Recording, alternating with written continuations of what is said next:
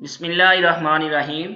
Design and analysis of algorithm की series में आज हमारा टॉपिक है डायनामिक प्रोग्रामिंग। डायनामिक प्रोग्रामिंग इससे पहले हम लोग डिटेल से डिस्कस कर चुके हैं और साथ इसके हम लोगों ने first of all divide and कंकर और ग्रेडी अप्रोच को डिस्कस किया था। आज हम कुछ डिफरेंसेस को डिस्कस करेंगे कि डायनामिक प्रोग्रामिंग, डिवाइड एंड कंकर और ग्रेडी अप्रोच में जो डिफरेंसेस होते हैं वो कौन कौन से होते हैं और किस लिए हम लोग इनको यूज करते हैं। इससे पहले हम लोग इनके जो एल्गो हैं इनको डिटेल से डिस्कस कर चुके हैं। अगर आप लोगों ने वो प्रीवियस लेक्चर नहीं देखे तो काइंडली पहले वो वॉच कर लें, फिर इसकी तरफ मूव करें और प्रीवियस लेक्चर के लिंक्स जो हैं वो आप लोगों को डिस्क्रिप्शन में मिल जाएंगे। डायनामिक प्रोग्रामिंग और डिवाइड एंड कंकर प्रोग्रामिंग की बात करें तो सबसे पहले हमारे पास इनमें कुछ सिमिलरिटीज आती हैं। उन सिमिलरिटीज में हमारे पास टू स्टेटमेंट्स हैं। फर्स्ट स्टेटमेंट है हमारे पास कि both techniques divide the problems into सब प्रॉब्लम्स, कि हमारे पास ये दोनों टेक्निक्स जो होती हैं वो एक लार्ज प्रॉब्लम को सब प्रॉब्लम्स में डिवाइड करती हैं। एंड सेकंड स्टेटमेंट जो है हमारे पास both are recursive in nature, के दोनों अकॉर्डिंग टू नेचर जो होती हैं वो रिकर्सिव होती हैं।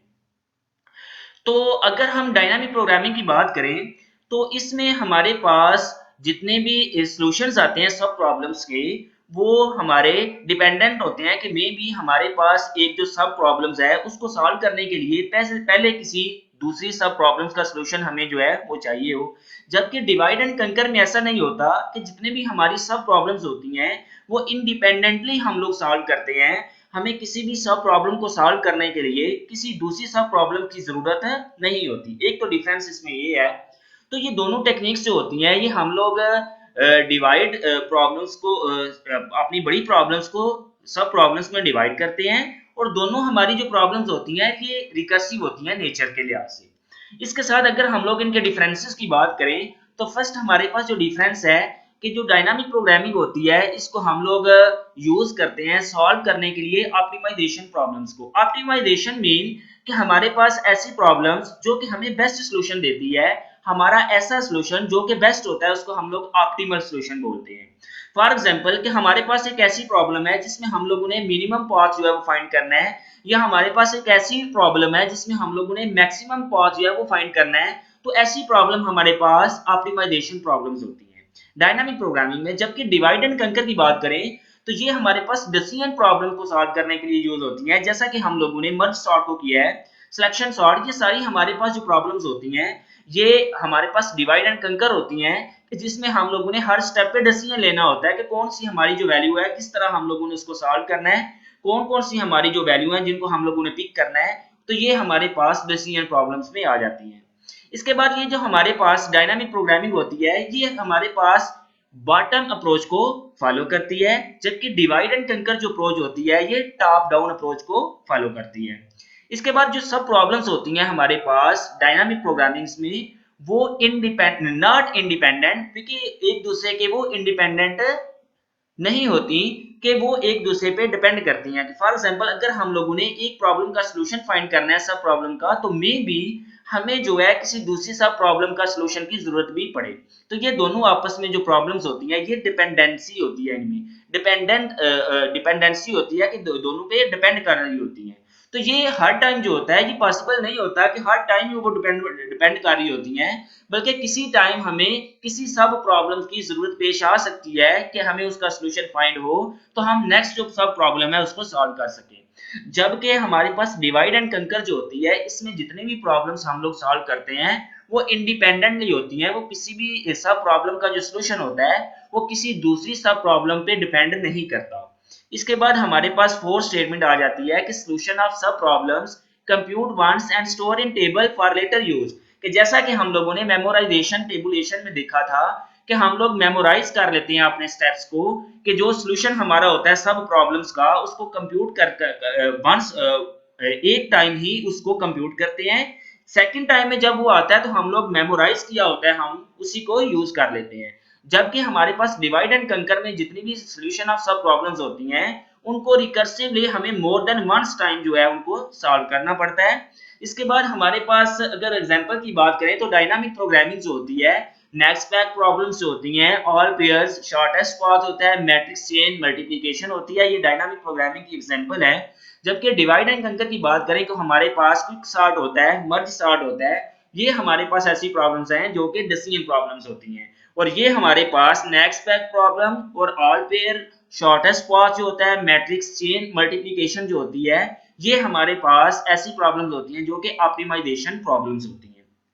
तो एग्जाम के पॉइंट ऑफ व्यू से भी ये इंपॉर्टेंट क्वेश्चन है कि जिसमें आपसे वो ये क्वेश्चन पूछ सकता है कि डायनामिक प्रोग्रामिंग और डिवाइड एंड कंकर में सिमिलरिटीज कौन-कौन सी होती हैं और इनमें डिफरेंसेस कौन-कौन से हो सकते हैं। इसके बाद हम लोग डिस्कस करेंगे कि हमारे पास जो डायनामिक प्रोग्रामिंग होती है और ग्रीडी जो टेक्निक होती है, इन दोनों में हमारे पास सिमिलरिटीज कौन-कौन सी होती हैं और इनमें हमारे पास डिफरेंसेस कौन-कौन से होते हैं।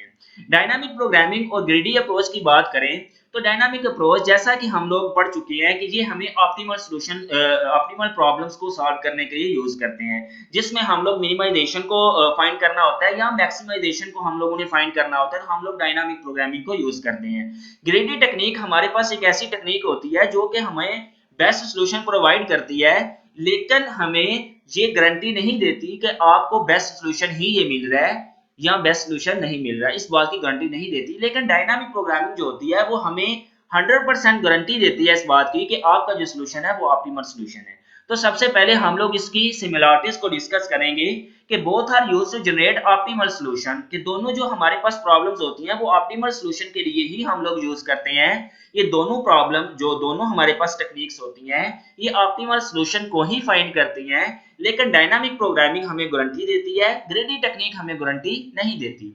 और हमारे पास जो इनमें एक सिमिलरिटीज पाई जाती है सेकंड स्टेटमेंट में, वो है डिसीजन एट ईच स्टेज, कि हर स्टेज पे हमारा डिसीजन होता है। देखिए अब ग्रीडी अप्रोच जो होती है ये हमें एक से ज्यादा सॉल्यूशन जो है वो प्रोवाइड करती है, उस सॉल्यूशन में से हमारे पास कोई भी एक बेस्ट सॉल्यूशन हो सकता है। डायनामिक अप्रोच जो होती है वो हमें एक सॉल्यूशन प्रोवाइड करती है कि वो ही हमारा जो होता है वो ऑप्टिमल सॉल्यूशन होता है, वो बेस्ट सॉल्यूशन होता है। ग्रीडी टेक्निक हमें कोई भी गारंटी नहीं देती कि जो जिस पाथ को हम लोग चूज करके मूव कर रहे हैं वो हमें ऑप्टिमल सॉल्यूशन देगा या नहीं, ये इस बात की गारंटी नहीं देती। इसके बाद हम लोग इन डायनामिक प्रोग्रामिंग और ग्रेडी टेक्निक में डिफरेंसेस को डिस्कस करेंगे। तो हमारे पास जो फर्स्ट स्टेटमेंट लिखी हुई है डायनामिक प्रोग्रामिंग में कि फॉलो बॉटम अप्रोच, जैसा कि हम लोग पहले भी पढ़ चुके हैं कि ये बॉटम अप अप्रोच को फॉलो करती है, जबकि ये हमारी टॉप डाउन अप्रोच को फॉलो करती है, ये हमारी जो ग्रेडी अप्रोच होती है। इसके बाद it generate much decision sequence as optimal solution, वो कह रहा है कि एक से ज्यादा हमारे पास ये जनरेट करती है डिसीजंस को, जबकि हमारे पास ग्रेडी टेक्निक जो होती है ये ओनली वंस जो होता है वो ऑप्टिमल सॉल्यूशन को फाइंड करती है, जबकि ये मोर देन वन डिसीजन को लेती है कि जो कि हमें ऑप्टिमल सॉल्यूशन दे रहे होते हैं। जबकि ग्रेडी अप्रोच हम लोग ओनली वन सॉल्यूशन की तरफ ही मूव करते हैं, वो हमें उसकी तरफ गारंटी भी नहीं होती कि ये हमारा जो है वो ऑप्टिमल सॉल्यूशन है या नहीं। इसके बाद थर्ड स्टेटमेंट है हमारे पास कि it always generate the optimal solution, ये हमेशा ऑप्टिमल सॉल्यूशन को जनरेट करती है। एंड ग्रीडी अप्रोच जो होती है इट मे और may not be generate optimal solution, ये इसमें हमारे पास कोई भी गारंटी नहीं होती कि ये हमारे पास ऑप्टिमल सॉल्यूशन होगा या नहीं होगा।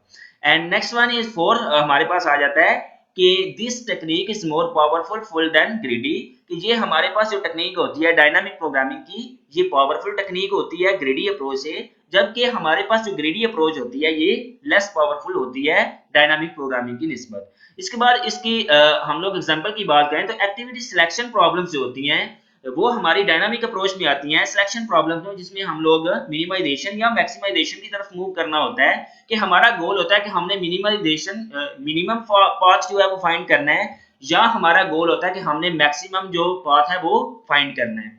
तो इसमें हमारे पास ये सिलेक्शन प्रॉब्लम्स होती है, एक्टिविटी सिलेक्शन प्रॉब्लम्स। जबकि ग्रेडी अप्रोच की बात करें तो इसमें next back problem, travelling salesman problem, TSP जिसको बोलते हैं, ऑल पेयर शॉर्टेस्ट पाथ होते हैं, इनके एग्जांपल ग्रेडी अप्रोच की जिसमें हम लोग यूज करते हैं।